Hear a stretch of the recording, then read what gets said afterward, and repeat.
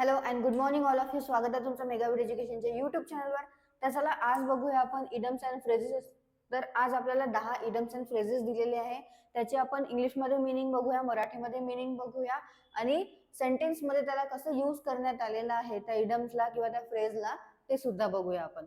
So first आहे phrase आपला तो आहे आजचा in hot water. In hot वॉटरचं मीनिंग काय होतं तर to be in trouble or facing difficulties. म्हणजेच काय काय होतं याचा अर्थ मराठीमध्ये तर अडचणीत सापडणे किंवा संकटात येणे त्याला म्हटलं जातं in hot water. To be in trouble or facing difficulties म्हणजेच काय तर अडचणीत असणे किंवा संकटात सापडणे त्याला म्हटलं जातं इन हॉट वॉटर. सो मराठीमध्ये याचा अर्थ काय होतो अडचणीत असणे किंवा संकटात सापडणे म्हणजे होतं इन हॉट वॉटर. आता एक्झाम्पल बघूया आपण सेंटेन्स मध्ये कसं यूज करण्यात आलेलं आहे. He is in the hot water for missing the deadline. Okay, so सेंटेन्सचा अर्थ काय होतो मुदत चुकल्यामुळे तो अडचणीत सापडला आहे. काय आहे डेडलाईन म्हणजे काय होतं मुदत. ओके, जी काम करण्याची एक डेडलाईन असते की त्याच वेळात काम झालं पाहिजे तर त्याची ती मुदत चुकल्यामुळे काय झालेला आहे तो अडचणीत सापडला आहे असं सेंटेन्सचा अर्थ होतो. आणि इथे इन हॉट वॉटर म्हणजे यूज झालेला आहे अडचणीत सापडणे. नेक्स्ट बघूया. नेक्स्ट आहे at the 11th hour. At the 11th अवरचं मीनिंग आहे at the very last moment. म्हणजेच काय होतं मराठीमध्ये तर शेवटच्या क्षणी. ओके, शेवटच्या क्षणी किंवा ऐनवेळी जे काही होतं त्याला म्हटलं जातं at the 11th hour. At the very last moment. Last मोमेंटला जसं की कोणी आता विचार केलेला आहे आता एक फॅमिली आहे ते ट्रिपला जात आहे पण ऐनवेळी काय होतं की काहीतरी अडचण येऊन जाते काहीतरी काम येऊन जाते. म्हणजे काय झालेलं आहे त्यांच्या ट्रिपच्या ऐन वेळेवर म्हणजेच ऍट द इव्हेंट 11th अवरला काय झालेलं आहे त्यांची ट्रिप कॅन्सल झालेली आहे असं आपण एक सेंटेन्स बनवू शकतो. सो त्या ऍट द 11th अवरला काय म्हटलं जातं at the very last moment म्हणजेच ऐन वेळी किंवा शेवटच्या क्षणी. सो मराठीमध्ये काय होतं याचा अर्थ शेवटच्या क्षणी किंवा अतिशय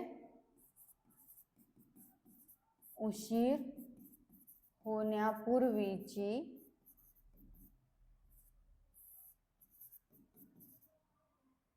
शेवटची संधी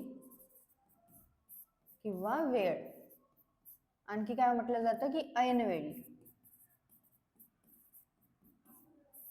so at the 11th hour म्हणजे काय होतं ऐनवेळी किंवा शेवटच्या क्षणी किंवा अतिशय उशीर होण्यापूर्वीची शेवटची संधी किंवा वेळ असते त्याला म्हटलं जातं at the 11th our. Example काय आहे the agreement was signed at the 11th hour. So सेंटेन्सचा अर्थ काय होतो हा करार अगदी शेवटच्या क्षणी स्वाक्षरित झाला. काय आहे sentence the agreement was signed at the 11th hour म्हणजे हा करार अगदी शेवटच्या क्षणी स्वाक्षरित झाला. ओके, नेक्स्ट बघूया. नेक्स्ट आहे under the weather. Under the वेदरचं मीनिंग आहे feeling ill or unwell. Feeling ill or unwell म्हणजे काय होतं तर आजारी असणे. ओके, आजारी असणे किंवा अस्वस्थ वाटणे सुद्धा आपण त्याला म्हणू शकतो. तर काय आहे अंडर द वेदर म्हणजे एकतर तब्येत ठीक नसणे आजारी वाटणे किंवा अस्वस्थ वाटणे त्याला म्हटलं जातं अंडर द वेदर. सो मराठीमध्ये अर्थ काय होतो याचा आजारी असणे किंवा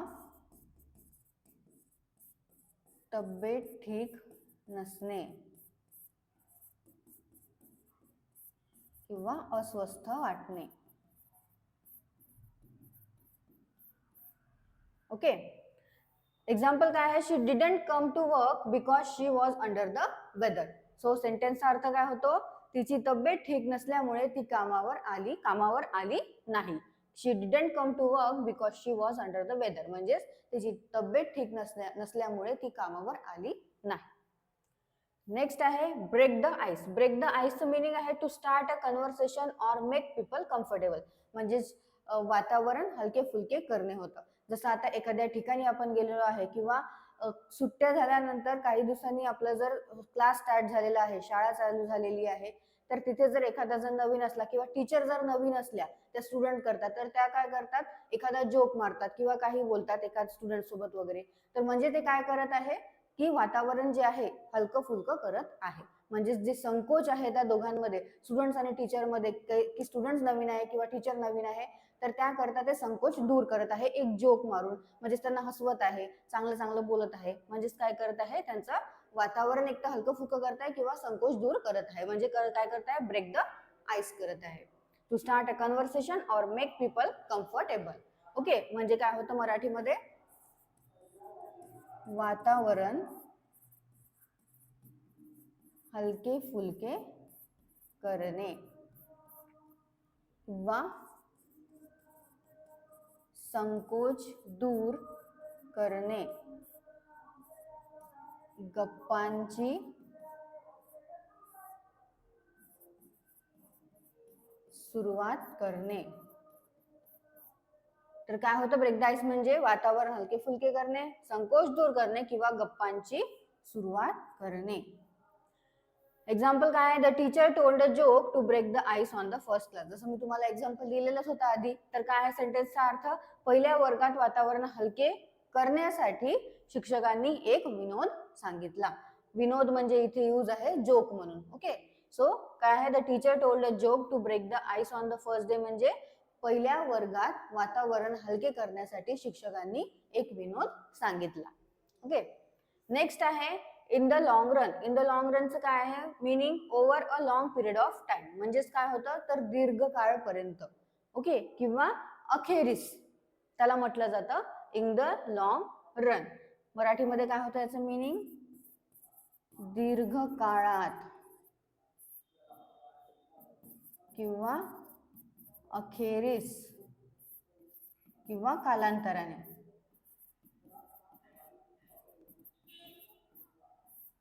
तर काय होतं, इन द लॉंग रनचं मीनिंग दीर्घकाळ, अखेरीस किंवा कालांतराने.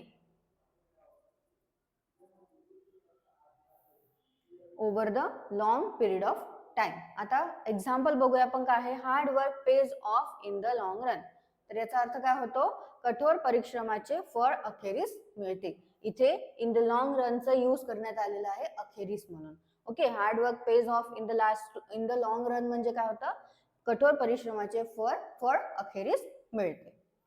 नेक्स्ट बघूया, नेक्स्ट आहे once in a blue moon. Once in a blue मूनचा अर्थ आहे व्हेरी रेअरली. व्हेरी रेअरली म्हणजे काय होतं, तर खूप दिवसांनी एकदा किंवा क्वचित घडणारे जे असते त्याला म्हटलं जातं once in a blue moon, किंवा कधी कधी घडणारे त्याला म्हटलं जातं once in the blue moon. मराठीमध्ये याचा अर्थ काय होतो, एकतर खूप दिवसांनी एकदा किंवा कधी कधी, कधीतरी आणि क्वचित.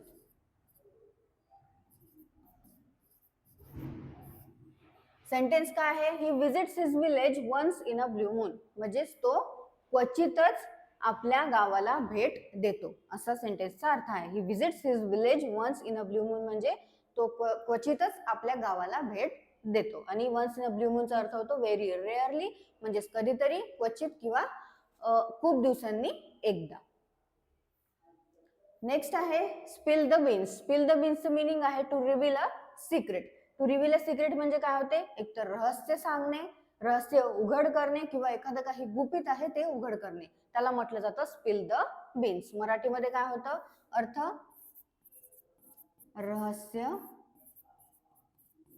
सांगणे किंवा भांडा फोडणे. आणखी काय म्हटलं जातं की गुपित उघड करणे. ओके, सो काय होतं, स्पिल द बीन्स म्हणजे गुपित उघड करणे किंवा रहस्य सांगणे किंवा भांडा फोडणे, त्याला म्हटलं जातं spill the beans, to reveal a secret. She spilled the beans about the surprise party. So सेंटेन्सचा अर्थ काय आहे, तिने सरप्राईज पार्टी बद्दलचे रहस्य उघड केले. काय आहे, she spilled the beans about the surprise party म्हणजे तिने सरप्राईज पार्टी बद्दलचे रहस्य उघड केले. नेक्स्ट आहे burn the midnight oil. Burn the midnight ऑइलचा अर्थ आहे to walk late into the night. म्हणजेच खूप उशिरापर्यंत रात्रीपर्यंत अभ्यास करणे किंवा एखादे काम करणे त्याला म्हटलं जातं बर्न द मिडनाईट ऑइल, किंवा खूप मेहनत घेणे, खूप परिश्रम करणे त्याला सुद्धा म्हटलं जातं burn the midnight oil. So मराठीमध्ये काय होतो याचा अर्थ, रात्रभर जागून अभ्यास अथवा काम करणे किंवा खूप मेहनत घेणे म्हणजे होतं बर्न द मिडनाईट ऑइल. काय आहे, he burn the midnight oil to prepare for the exam. परीक्षेची तयारी करण्यासाठी त्याने रात्रंदिवस कष्ट केले, असा सेंटेन्सचा अर्थ होतो. He burn the midnight oil to prepare for the exam म्हणजे परीक्षेची तयारी करण्यासाठी त्याने रात्रंदिवस कष्ट केले. ओके. नेक्स्ट आहे hit the nail on the head, म्हणजे काय अर्थ होतो, to say or do something exactly right, म्हणजे तंतोतंत योग्य बोलणे किंवा अगदी बरोबर बोलणे त्याला म्हटलं जातं hit the nail on the head. म्हणजेच काय होतं मराठीमध्ये, अगदी बरोबर ओळखणे आणि तंतोतंत योग्य बोलणे म्हणजे होता hit the nail on the head. Sentence काय आहे, the analyst hit the nail on the head with his report. तर अनालिस्ट म्हणजे काय होतं, तर विश्लेषक. ओके, विश्लेषक असं म्हटलं जातं अनालिस्टला. तर काय होतं याचा अर्थ, त्या विश्लेषकाने आपल्या अहवालाद्वारे, अहवाल म्हणजे होतं रिपोर्ट. ओके, त्या विश्लेषकाने आपल्या अहवालाद्वारे अगदी अचूक मुद्दा मांडला. ओके, काय आहे, the analyst hit the nail on the head with his report म्हणजे त्या विश्लेषकाने आपल्या अहवालाद्वारे अगदी अचूक मुद्दा मांडला. आणि लास्ट आहे ऑन क्लाउड 9.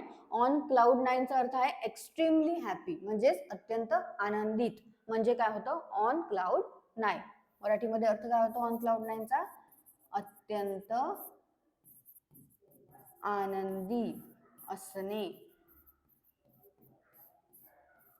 म्हणजे होतं on cloud 9. She was on cloud 9 after clearing the UPSC exam. तर सेंटेन्सचा अर्थ आहे UPSC परीक्षा उत्तीर्ण केल्यावर ती खूप आनंदी झाली होती. काय आहे, she was on cloud 9 after clearing the UPSC exam म्हणजे UPSC परीक्षा उत्तीर्ण झाल्यानंतर ती अगदी आनंद झाली होती. ऑन क्लाउड 9 म्हणजे होते एक्स्ट्रीमली हॅपी, अत्यंत आनंदी असणे. परत एकदा वाचून घ्या, नोट डाऊन करून घ्या आणि स्वतःच्या मनाने सुद्धा असेच इडम्स अँड फ्रेजेस घेऊन सेंटेन्सेस तयार करत चला, म्हणजे तुम्हाला एकंदरीत कळून जाईल की त्या सेंटेन्स मध्ये तुम्ही काय अर्थाने त्या फ्रेजला किंवा त्या इडमला यूज केलेला आहे. ओके, सर तुम्हाला सेशन आवडलं असेल सेशनला लाईक करा, चॅनलला सबस्क्राईब करा, तुमच्या फ्रेंड्सला शेअर करत चला. All the best all of you and thank you.